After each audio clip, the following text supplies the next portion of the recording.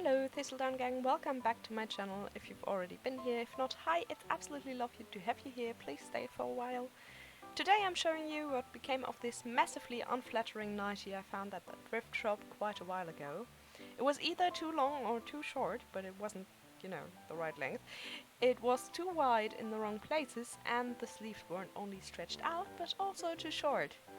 But I did like the plaid and I did like the collar situation, so I took it home anyway to see what potential it might still have. First thing I did was to unpick that weird velvet bow in front. It didn't open and it didn't go all around the neck either, it just sat there awkwardly and that didn't help either of us.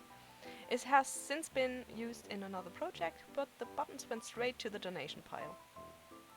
The elastic at the sleeves was, as mentioned, horribly stretched out and even sticky in some places, and didn't spark joy at all.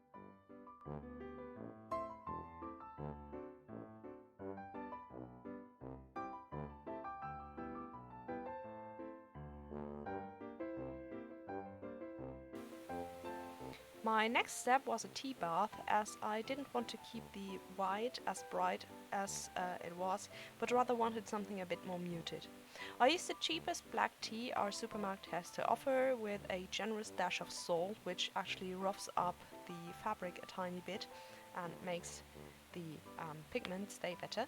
And in this case I let it all sit for half a day before rinsing it off.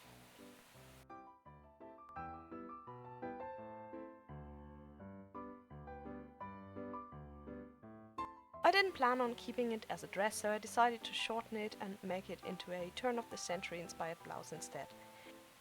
When I shorten pieces, I simply put them on and then haphazardly draw a chalk mark where it feels right. This might not be the most professional approach, but it usually works for me and I'm not a professional anyway, so... I went for a rounded hem by adding about half a palm's width to the center in the front and a whole palm in the back, and then drawing over it, and of course I saved the fabric that I cut off. It's going to come in handy later in the video. What a surprise!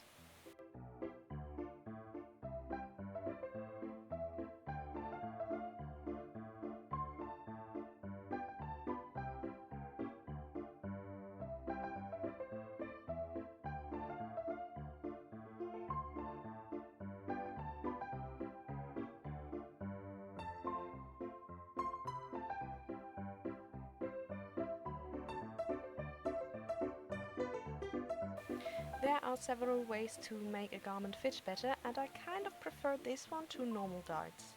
I pinch the excess fabric between thumb and forefinger on both sides, then shift them until it looks symmetrical and decent, and then I just pin it down, leaving pleats on the bottom and on the top to spring open. This is of course sewn down. Cue dear old Herta, who has since departed into the higher planes for sewing machines, what did their job fantastically well for over 60 years, wherever that might be.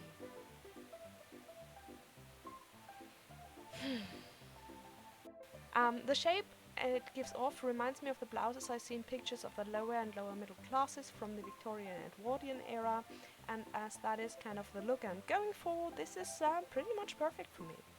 However, this was not wasted enough yet, but instead of repeating the pleat situation on the back, which I could have done, it just occurred to me, enter our good friend, the velvet ribbon. I just really like velvet ribbons. I determined the height for the ribbon by grabbing the side seams and drawing them back, marked the spot with a pin, and then trailed back to the pleat seam I made earlier. I picked that seam open again where I wanted the ribbon to sit, shoved it in there and sewed over it again, which gathered the loose fabric in the back when tied.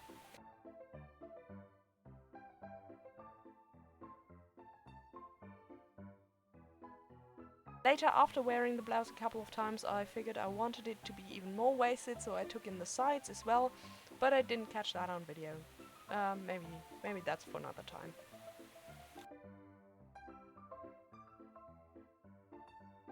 Remember those sleeves from the beginning that were too short? Yeah. I usually roll up my sleeves anyway, but if they are theoretically long, they should be, long. So I had to do something about that. I took some of the leftovers from the hem and cut cuffs out of them. At first I thought that might be enough, alas, no. I couldn't find the other half of the original fabric for the life of me though, so I had to improvise, and you'll see that in a moment. Needless to say, I came across it 2 days ago in my cabbage patch, but yeah, that was too late. Oh, enter Effie, the latest addition to my sewing family. Works like a charm, absolutely perfect.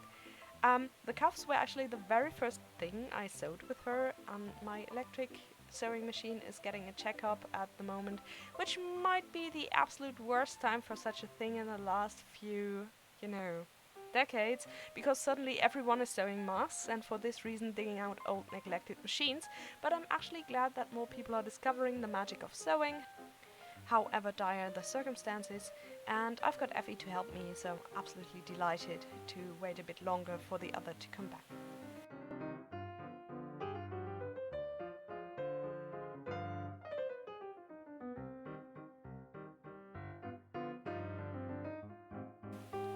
Anyway, back to the sleeves. The fabric I used to lengthen the sleeves further is actually an old straining rag from onion skin dyeing. I figured the color would work well with the velvet ribbon and the tiny bit of yellow in the plaid of the blouse. I made tape to stitch around the sleeves, and I'm sorry about the overexposure, that's what you get for working with natural light for once.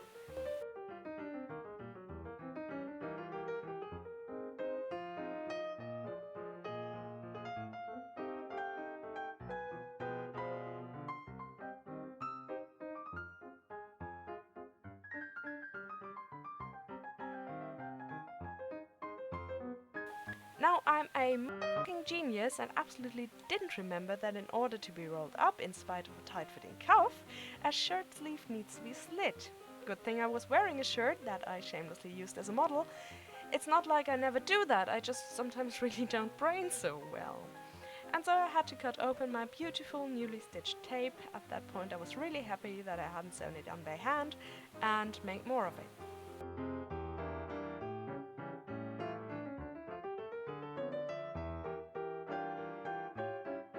I stitched on the corners by hand. I just know that if I did it by machine it would never look halfway decent, and you can barely see the thread I used for the whip stitch.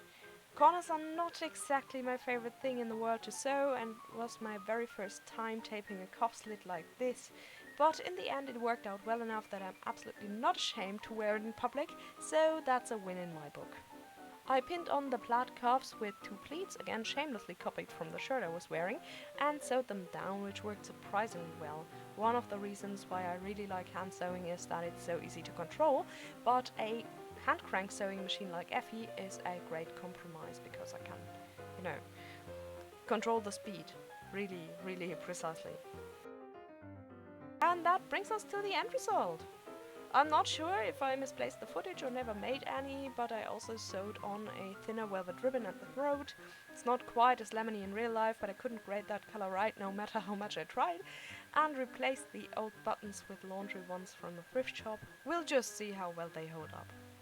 I of course also added buttons and buttonholes to the cuffs, and I unpicked the overlocking of the ruffles around the bib and the collar, because that was ugly synthetic thread, and hemmed them again by hand, and while that might not have been the most sane decision to spend my time that I ever made, I think it kind of paid off.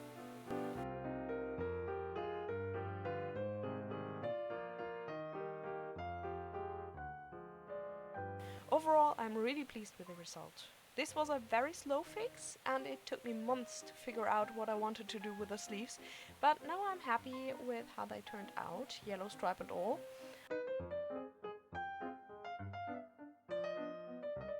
I like how this blouse can vary from school marm to histopunk, and I hope you like it too. If you enjoyed this video, I'd be absolutely delighted about the thumbs up or even one of these elusive comment thingies that you hear about. And if you haven't yet and subscribed, I'd be actually close to fainting, but honestly I have too many projects I want to do, so I can't do that right now. Have a lovely week, stay enchanted and home if you can, and I'll see you all next time. Bye!